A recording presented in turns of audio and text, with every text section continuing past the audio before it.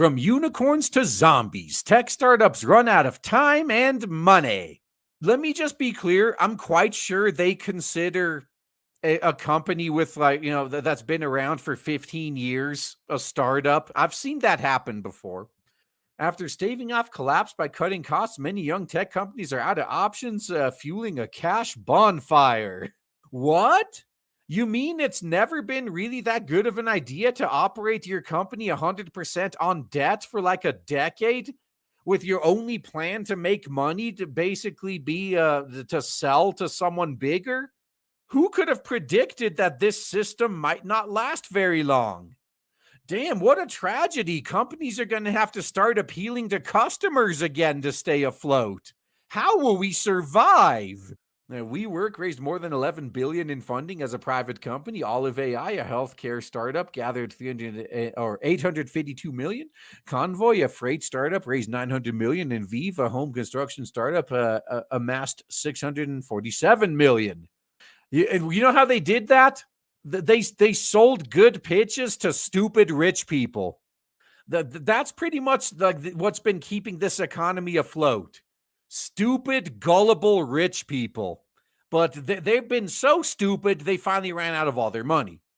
In the last 6 weeks, they all filed for bankruptcy or shut down. They're the most recent failures in a tech startup collapse that investors say is only beginning. Well, considering that investors were the primary problem, yeah, this is basically .com 2.0, isn't it? After staving off mass failures by cutting costs over the past 2 years, many once promising tech companies are now on the verge of running out of time and money. Well, spoiler alert, the only promise these companies ever had was if they could get some big mega corporation to buy them out. I've known people who you would consider career entrepreneurs. All these people do for a living is like they do a basic amount of market research to try to predict what's going to be in demand in the future. They convince a whole bunch of rich investors to give them a boatload of money to make that a reality. And their only goal is to get bought out. So as long as they could get bought out by a big corporation, they could have never made a profit in their life. But like, say the investors gave 500 million and they could get Amazon to buy them for $1 billion. Everyone doubles their money and goes home happy. And then the company that bought them out is left holding the shit sack they can't do anything with. But of course, they won't know that until a few years later. They face a harsh reality. Investors are no longer interested in promises. You mean they're finally wising up? Rather, venture capital firms are deciding which young companies are worth saving and urging others to shut down or sell. and the funniest thing of this entire situation, by far, has been seeing all of these corpos that shit on their fans because they didn't care about customers anymore. Investors give them way more money than customers do. So if what the investors want is at odds with what the customers want, they're going to side with the investors. They've been sacrificing their customers for sometimes well over a decade, but they didn't care because the investment money still kept flowing in until one day the investor money dried up. One day, the investors weren't coming back anymore. And all these companies had to once again go out and appeal to customers. And they were shocked when the customers told them to go fuck themselves. Like, no, we're going to tell you the same thing you told us back then. Fuck you, we don't need you. We've already replaced you. You realize it's possible to be too late. And this is funny because like we've been seeing this happen more and more often, where a company starts making really bad decisions and we tell them, you're being stupid. Don't do this. Here, all you need to do to fix it is this, this, and this. So they just flip us the bird. They double down. They lose everyone and everything. And when they're a month away from bankruptcy, they finally decide to try our idea. And it doesn't work because they have no customers anymore because they drove them all away. And then they just look down their noses at us like, See, we told you your idea wouldn't work, you idiot. No, yeah, well, maybe if you tried it back when it was still valid, it would have worked. But right now, all you can do is just go out of business as fast as possible. So it has fueled an astonishing cash bonfire. In August, Hopin, a startup that raised more than 1.6 billion, was once valued at 7.6 billion, sold its main business for just 15 million. Oh God, that's like Tumblr levels of fuck up. Last month, Zeus Living, a real estate startup that raised 150 million, said it was shutting down. Plastic, a financial technology startup that raised 226 million, went bankrupt in May. In September, Bird, a scooter company that raised 776 million, was delisted from the New York Stock Exchange for its low stock price, and its $7 million market cap is less than the value of the 22 million Miami mansion that its founder Travis Van der Zanden bought in current year -2. Yeah, that's the plan. Actually, the people in charge of this, they know that this isn't going to work in the long term. They know this thing's collapsing. So their whole point, like if they can't cash out or if they can't sell to anyone, their goal is to just cash out while they can. And this is where the advantage of separating corporations from individuals comes into play. Like these corporations are separate legal entities. If this guy he got his $22 million mansion, if the company goes bankrupt, they can't take it from him because the company's a separate entity. As an industry, we should all be braced to hear about a lot more failures, said Jenny Lefcourt, an investor of Freestyle Capital. The more money people got before the party ended, the longer the hangover. Oh, even better, especially in creative spaces, I've actually seen game developers starting to warn people about investors. Even in gaming, they're starting to learn. Now, getting a full picture of the losses is difficult since private tech companies are not required to disclose what they got out of business or sales. The industry's gloom has been masked by a boom in companies focused on AI, which has attracted hype and funding over the last year. Yeah, the AI is just the next metaverse. That's basically it. It's a fad. Every time a new fad comes along, all the investors jump on it at the expense of everything else. And very few of them actually stick around long term. But approximately 3,200 private venture-backed U.S. companies have gone out of business this year, according to data compiled by the New York Lies by PitchBook, which tracks startups for those companies that those companies had raised $27.2 billion in venture funding. Suckers. PitchBook said the data was not comprehensive and probably undercounts the total because many companies got out of business quietly. It also excluded many of the largest failures that went public, such as WeWork, or that found buyers like Hopin. Well, considering that finding buyers was always their goal. Yeah, so Carta, a company that provides financial services for many Silicon Valley startups, said 87 of the startups on its platform that raised at least 10 million had shut down this year as of October, twice the number of all of current year -1. Damn. So this year has been the most difficult year for startups in at least a decade. Pete Walker, Carter's head of insights, wrote on LinkedIn. Oh, so poor career entrepreneurs can't just keep starting new companies to sell anymore. Oh, boo-hoo. And a venture investor said that failure is normal and that for every company that goes out of business, there's an outside success like Facebook or Google. But as many companies have languished for years now show signs of collapse, investors expect the losses to be more drastic now because of how much cash was invested over the last decade. That's just dumb. It's more like for every 20 failures, there's a massive success. And you're banking on that success giving you back more than 20 times what you put into it. From current year -11 to current year -1, investment in private U.S. startups ballooned eightfold to $344 billion. The flood of money was driven by low interest rates and success in social media and mobile apps, propelling venture capital from cottage financial industry that operated largely on one road in Silicon Valley town to a formidable global asset class akin to hedge funds or private equity.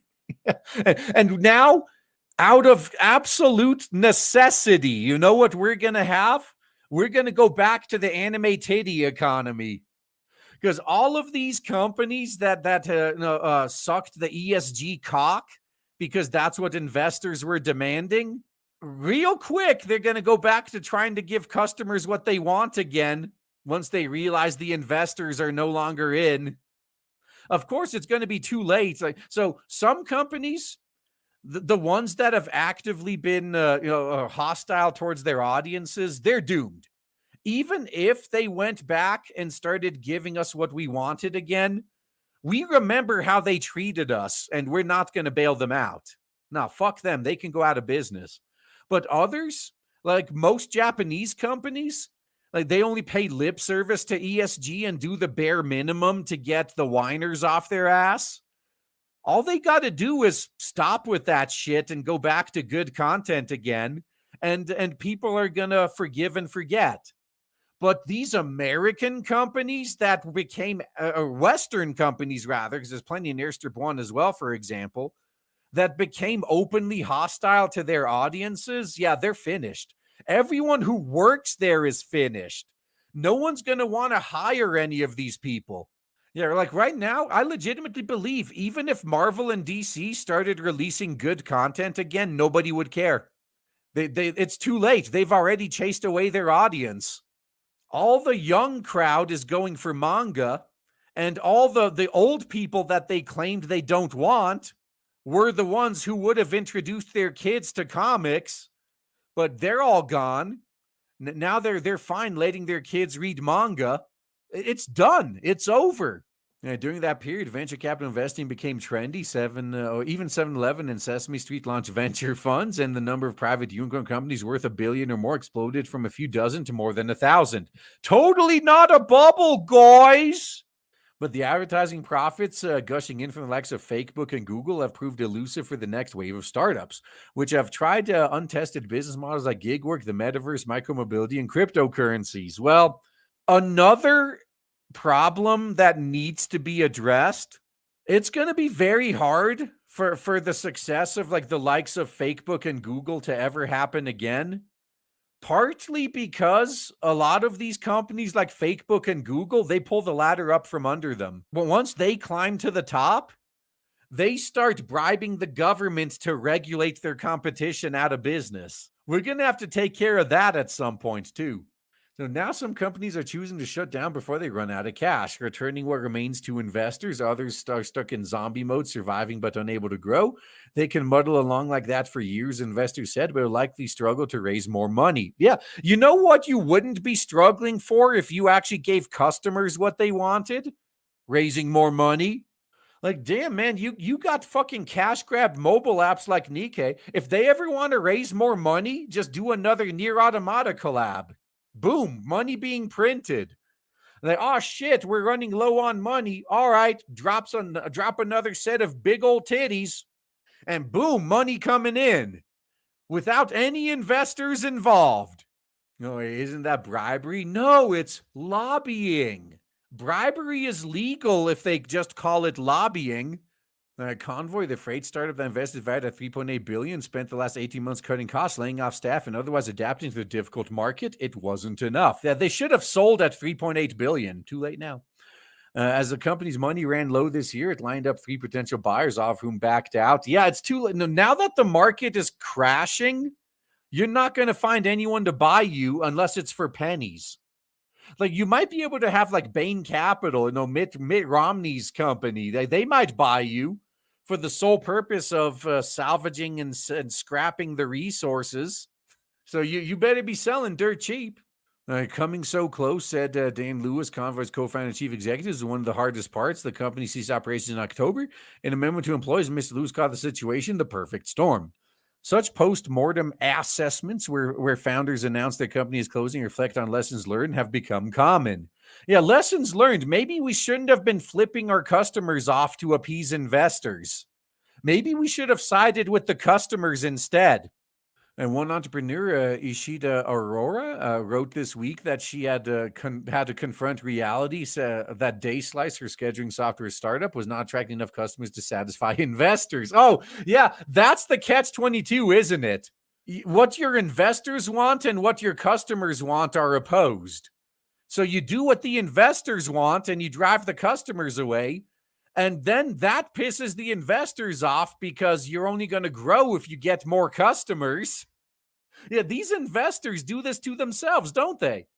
She returned some of the cash she had raised. Gabber Xell, a founder of Pebble, the social media startup, wrote last month that despite feeling that he had let the community down, trying and failing was worth it.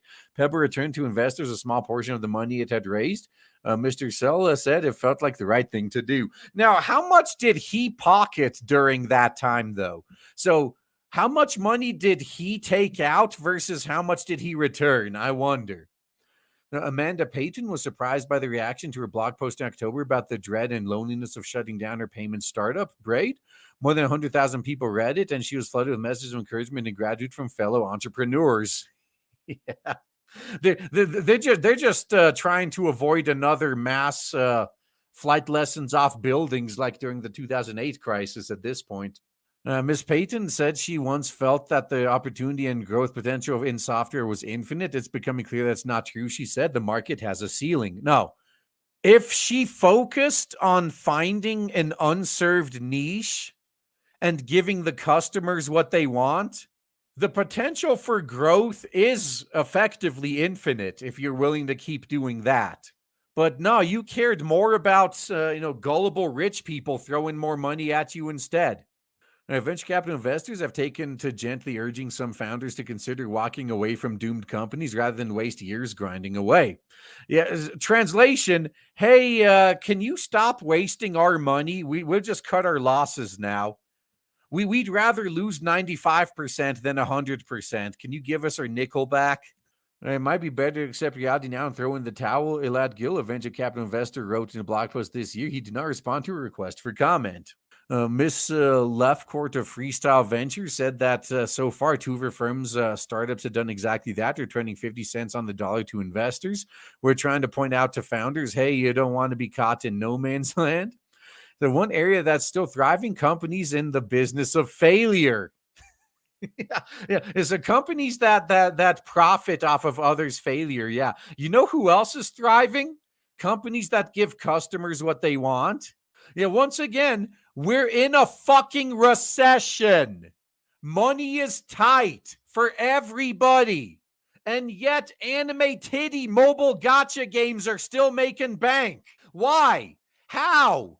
Well, it's because people always they'll find money to give. Like if you give them what they want, they'll find the money to pay for it. Maybe not as much as they'd like, maybe not right when they'd like, but the money will come. God, it's going to be so funny when Disney tries to get in on the anime titty game and they just get savaged by both the wokies that they tried to appease over the years and us. Like, oh, now you're doing a different type of pandering, huh? I see, Disney. Simple Closure, a startup that helps other startups wind down their operations, has been able to keep up with demand since it opened in September. Now, this is like a true entrepreneur right here. This Doriona person, this dude right here. Now, this is fucking genius. See, this guy, he did exactly what I was saying everyone else here should do. He looked out at the market. He saw a demand that wasn't being filled. And he said, all right, I'm jumping in on this. Its offerings include helping prepare legal paperwork and settling obligations to investors, vendors, customers, and employees. It was sad to see so many startups shutting down, Mr. Yona said, but it felt special to help founders find closure, both literally and figuratively, in a difficult time. And he added, it's all part of Silicon Valley's circle of life. A lot of them are already working on their next companies, he said. They just don't learn, do they?